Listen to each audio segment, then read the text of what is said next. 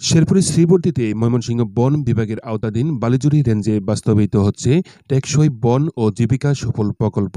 পরিবেশ সংরক্ষণ এবং স্থানীয় জনগণের জীবনমান উন্নয়নে বহুমুখী প্রভাব ফেলছে এই প্রকল্পের কার্যক্রম। ময়মনসিংহ বন বিভাগের আওতাধীন বালিজুড়ি রেঞ্জ সূত্রে জানা যায়, প্রায় ৮,০০০ একর আয়তনের বালিজুড়ি রেঞ্জ ইতিমধ্যেই প্রাকৃতিক বৈচিত্র্য ভরপুর একটি বনাঞ্চল হিসেবে পরিচিত। ২০১৯-২০ অর্থবছরে এই বনভূমির ভারসাম্য রক্ষা এবং সম্প্রসারণের লক্ষ্যে সফল প্রকল্পের আওতায় পরিবেশ বান্ধব ঔষধি, বনজ ও ফলজসহ দেশীয় বিভিন্ন প্রজাতির গাছের চারা রোপণ কার্যক্রম করা হয়।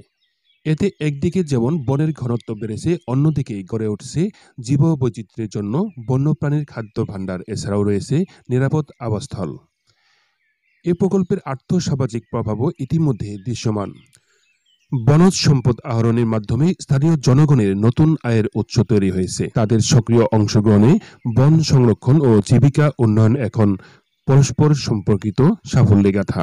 এছাড়াও জলবায়ু পরিবর্তনের বিরূপ প্রভাব মোকাবেলায় ভূমিকা রাখছে এই নতুন সবুজায়ন। সরকারের পরিবেশ বান্ধব পরিকল্পনার অংশ হিসেবে সফল প্রকল্প একটি সফল উদাহরণ হয়ে উঠছে, যা ভবিষ্যৎ প্রজন্মের জন্য একটি সুস্থ ও সবুজ পৃথিবী নিশ্চিত করতে সহায়ক।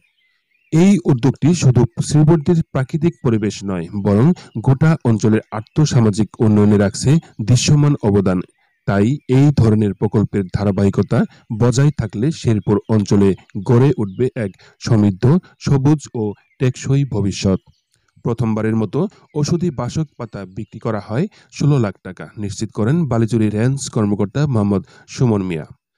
বালিজুড়ি রেঞ্জাধীন সংরক্ষিত বনভূমিতে ২০১৯-২০ আর্থিক সন থেকে সুফল প্রকল্পের আওতায় বনায়ন কাজ শুরু হয় আর কি। অদ্যাবধি পর্যন্ত প্রায় ১৬১৫ হেক্টর জায়গায় হচ্ছে সুফল প্রকল্পের আওতায় বিভিন্ন প্রজাতির সংমিশ্রণে বাগান সৃজন করা হয়েছে। সম্প্রতি হচ্ছে পুরো বাংলাদেশে প্রথমবারের মতো আমরা প্রায় ১৬ লক্ষ টাকার বাসক পাতা বিক্রি করতে সক্ষম হই, এবং এই বাসক পাতার বিক্রিটা যদি চলমান থাকে, ভবিষ্যতে আমরা আশা করবো যে বাইরে থেকে হচ্ছে যে আমাদের ওষুধি উপাদানগুলো আমদানি করতে হবে না, বরঞ্চ আমরা রপ্তানি করতে সক্ষম হব। এবং এই বিশাল পরিমাণ বনায়নের কারণে বালিজুড়ি রেঞ্জের সংরক্ষিত বনভূমিতে জৈব বৈচিত্র্য বৃদ্ধি পেয়েছে। এখন হচ্ছে যে বিভিন্ন প্রজাতির পাখির আনাগোনা দেখা যাচ্ছে, বা অনেক বন্যপ্রাণী ছিল যারা একটা সময় হচ্ছে যে হারিয়ে গেছিল বা আমরা খুব কম চোখে পড়তো, এখন হচ্ছে যে প্রায়শই হচ্ছে যে সংরক্ষিত বনভূমিতে এদেরকে ঘোরাঘুরি করতে দেখা যায়।